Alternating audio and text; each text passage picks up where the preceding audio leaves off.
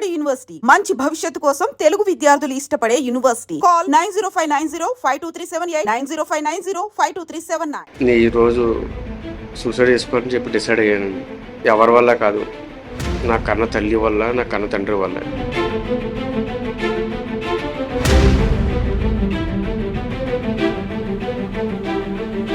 Kakinada rural Sasikanth నగర్కు చెందిన దుర్గా వేణుగోపాలకృష్ణ తను ఆత్మహత్య చేసుకునే ముందు ఒక సెల్ఫీ వీడియో రిలీజ్ చేశారు. అది 6 నిమిషాల పాటు ఉంది. ఆ వీడియోలో తన లైఫ్లో విలన్లు అంటూ ఉన్నారు అంటే అది మా అమ్మ, మా నాన్న.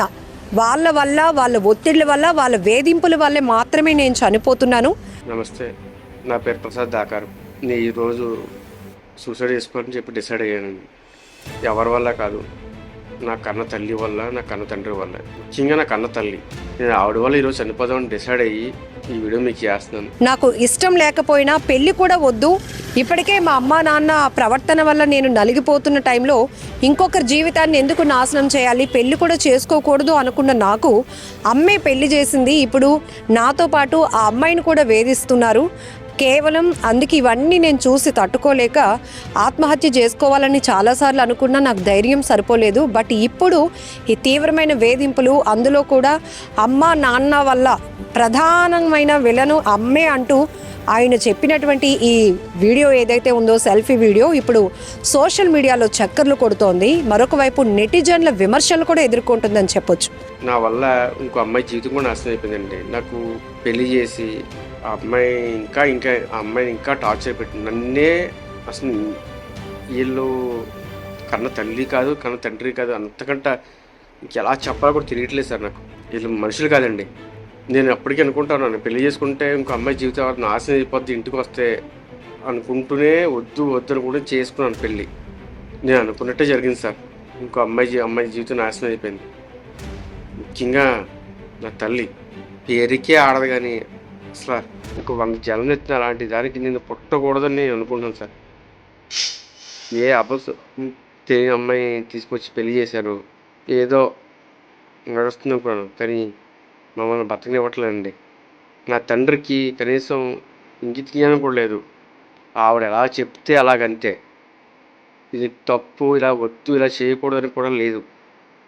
40 ఏళ్ళ నుంచి ఉంటున్నాను. నేనే ఇంత ఇబ్బంది పడుతున్నానంటే వెళ్తూ ఉండి ఎవరో ఒక అమ్మాయి వచ్చి బయట నుంచి వచ్చి, ఇంకా అమ్మాయి ఎంత ఇబ్బంది పడి ఉంటుంది. నేను లైఫ్లో చేసిన గ్రంటర్ మిస్టేక్ అంటే పెళ్లి చేసుకుని ఇంకో అమ్మాయి జీవితం నాశనం చేయడం. తను ఎలా రెక్టిఫై చేసుకుని కూడా నాకు తెలియట్లేదు. చచ్చిపోవాలనిపిస్తుంది. ఇంకా నాకు స్టిల్ ఇప్పుడు కూడా ధైర్యం లేదు. ఎలా చచ్చిపోవాలంది. చచ్చిపోవడం అందరూ పిరికోలు చేసే పని అంటారు. నిజంగా ఎంతో ధైర్యం ఉంటుంది, కానీ చేసుకోవాలని నాకు చాలా ఆ పొజిషన్కి వెళ్ళే వాళ్ళకి అర్థమవుతుందండి. నేను ఒకటి చెప్తున్నాను, నన్ను నా భార్యని చాలా మానసికంగా వేధించారు. ఎవరో కాదు, నా తల్లి, నా కన్న తల్లి, నా కన్న తల్లే, నా కన్న తల్లి, నా తండ్రి. ఈరోజు చచ్చిపోవడం కారణం, నేను సూసైడ్ కారణం నా కన్న తల్లి. దయచేసి వీరిద్దరిని కఠినంగా శిక్షించి, ప్రతి తల్లి తండ్రికి అమ్మ నాన్న అని పిలిపించుకోవడం కోసం వాళ్ళు ఎన్నో సాక్రిఫైస్ చేస్తూ ఉంటారు.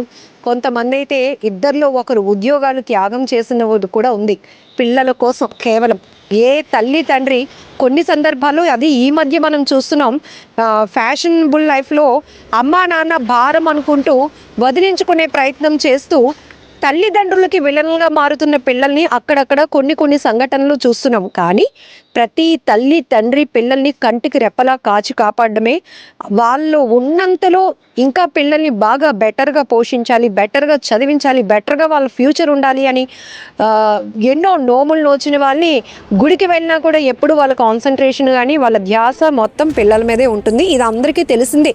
ప్రకృతి లేదంటే ఈ విరుద్ధంగా మనం ఏది చెప్పినా అది నడవదు.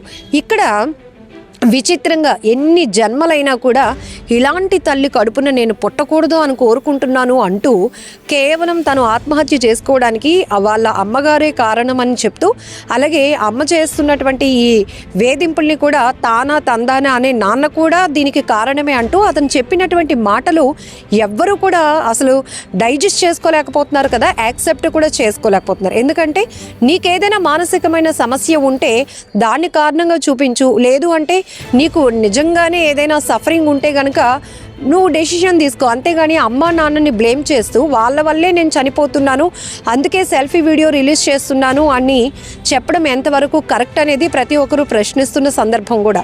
ఇక్కడ ఒక్కటి మనం ఆలోచించాలి, ఒకవేళ అలాంటి సిచ్యువేషన్ ఉన్నా కూడా ఆత్మహత్య చేసుకోవాలి అదే పరిష్కారం అనుకోవడం కూడా తప్పే కదా. ఎందుకంటే ఇక్కడ వాళ్ళ అమ్మగారు పెళ్లి చేశారు అంటున్నారు, అంటే అతనికి ఆల్రెడీ భార్య కూడా ఉంది. మరి ఆత్మహత్య చేసుకోవడం వల్ల ఎవరిని సాధించాలని, ఎవరి మీద కక్ష సాధింపు చర్య కింద చేయాలి అనేది ఇక్కడ ఇతని ఇంటెన్షన్ ఏంటో అర్థం కాలేదు. కానీ అతను అందరినీ ఒక డైవర్షన్ కోసం ఈ వీడియో చేశాడు అనేది కూడా కొంతమంది నెటిజన్లు వాళ్ళదైన స్టైల్లో వాళ్ళ అభిప్రాయాలు కూడా వ్యక్తం చేస్తూ ఉన్నారు. ఏదైనా మనం ప్రపంచంలో చూస్తున్నాం, తల్లి తండ్రి ప్రేమ తర్వాతే ఎవరైనా, అది ఇంకెవ్వరు మనల్ని మన జీవితంలోనికి వచ్చిన వాళ్ళు థర్డ్ ప్లేస్లోనే ఉంటారు తప్ప ఫస్ట్ ప్లేస్ ఎప్పుడు పిల్లల విషయంలో అమ్మ నాన్న మాత్రమే.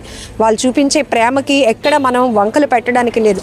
కొన్ని సందర్భాల్లో కొంతమంది కఠినంగా ఉండొచ్చు, ఎందుకంటే పిల్లలు చేజారిపోకుండా ఉండాలనో, చెప్పిందే వాళ్ళు పెట్టుకోవాలి, లేకపోతే మన అదుపులో మన పిల్లల్ని ఉంచుకోవాలనో, లేకపోతే సొసైటీకి ఒక తల్లిదండ్రులు నడవడికలో నడిచేటటువంటి పిల్లల్ని మనం పెంచాలనో, ఇలా కొంతమంది అభిప్రాయాలు ఉంటాయి.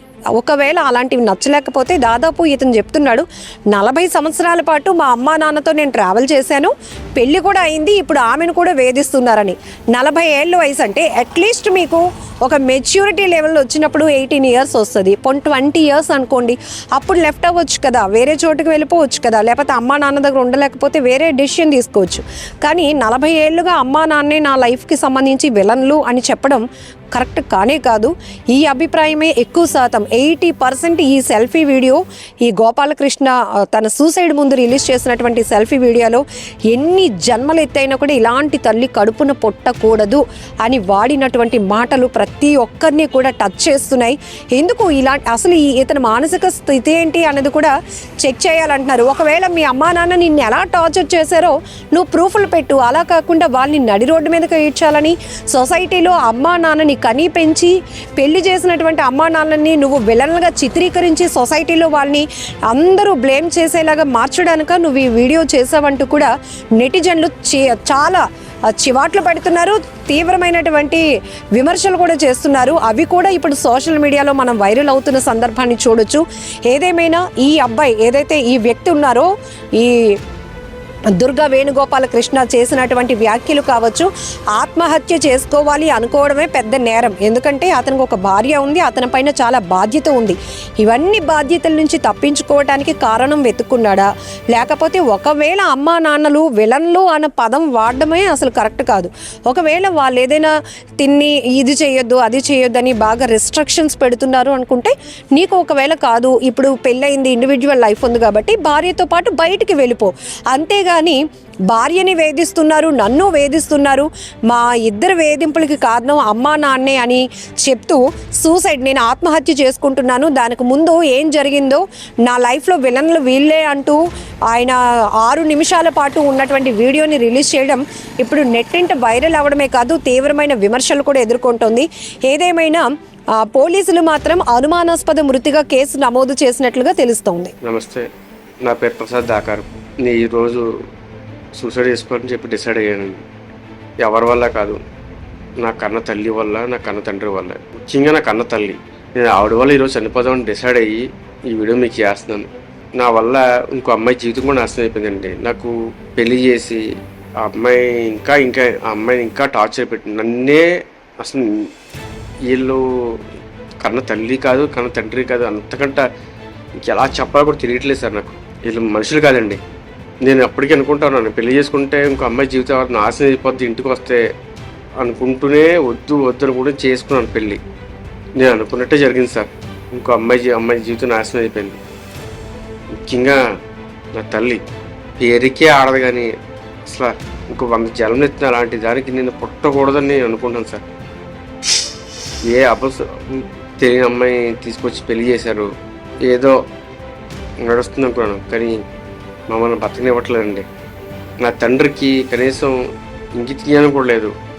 ఆవిడ ఎలా చెప్తే అలాగంతే. ఇది తప్పు, ఇలా వద్దు, ఇలా చేయకూడదని కూడా లేదు. 40 ఏళ్ళ నుంచి ఉంటున్నాను.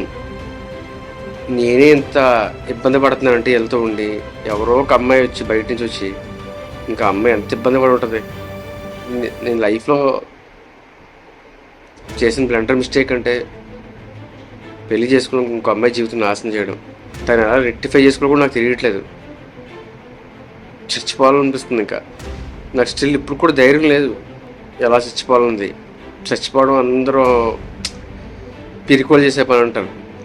నిజంగా అది ఎంతో ధైర్యం ఉంటుంది, కానీ చేసుకోవాలని నాకు చాలా ఆ పొజిషన్కి వెళ్ళే వాళ్ళకి అర్థం అవుద్దండి. నేను ఒకటి చెప్తున్నాను, నన్ను నా భార్యని చాలా మానసికంగా వేధించారు. ఎవరో కాదు, నా తల్లి, నా కన్న తల్లి, నా కన్న తల్లే, నా కన్న తల్లి, నా తండ్రి. ఈరోజు చచ్చిపోవడం కారణం, నేను సూసైడ్ చేసుకోవడం కారణం నా కన్న తల్లి. దయచేసి వీళ్ళిద్దరిని కఠినంగా శిక్షించి, నేను ఏం చెప్పాలో కూడా తెలియదు, న్యాయం చేయవలసిందని కోరుతున్నాను. వీళ్ళిద్దరిని మాత్రం వదలకండి. నా కన్న తల్లిని మాత్రం అసలు వదలకండి. ఆవిడ తల్లి కాదు, మనిషి రూపంలో రాక్షసు.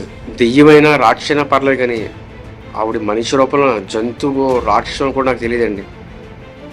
ఆవిడని, నా కన్న తల్లిని కన్న తండ్రిని వదలకండి సార్. దయచేసి వాళ్ళని కఠినంగా శిక్షించి, నేను అలాగే నేను చనిపోతా, నా భార్యకి న్యాయం చేయండి. ఇంకెప్పుడు ఇంకో ఫ్యామిలీకి, ఇంకో అమ్మాయికి ఇలా జరగకూడదు. ఇంట్లో ఉన్నప్పుడు బయట బతకనివ్వరు. పెళ్లి చేసిందే వాళ్ళే. ఏదో 20,000 జాబ్ సార్ అమ్మాయిది, నా భార్యది TCSలో. సరే ప్రయత్నిద్దాం బయటికి వెళ్ళి అని చెప్పి హైదరాబాద్ వెళ్ళి 20,000 ఉద్యోగంతో బయటికి వెళ్ళి ఎక్కడ బతకగలం సార్? హైదరాబాద్లో నాకు చిన్న బిజినెస్ వెళ్ళాము. నాకు చిన్న హెల్త్ ఇష్యూ వల్ల ఇంకా అక్కడ ఉండలేక వచ్చేస్తే కనీసం ఇంటికి కూడా రానివ్వట్లేదు సార్ నన్ను. ఈరోజు నా భార్యని వాళ్ళు పుట్టింట్లో వదిలేసి నేను వచ్చాను. మీరు ఇంట్లో ఉండకూడదు అని అంటున్నారండి. ఎంత దారుణం సార్ ఇది. నిజంగా నేను వాళ్ళకి పుట్టానో పుట్టలేదో కూడా నాకు కూడా తెలీదు. నా కన్న తల్లి చెప్తే నా కన్న తండ్రికి కనీసం ఇంగిత జ్ఞానం కూడా లేదు అని.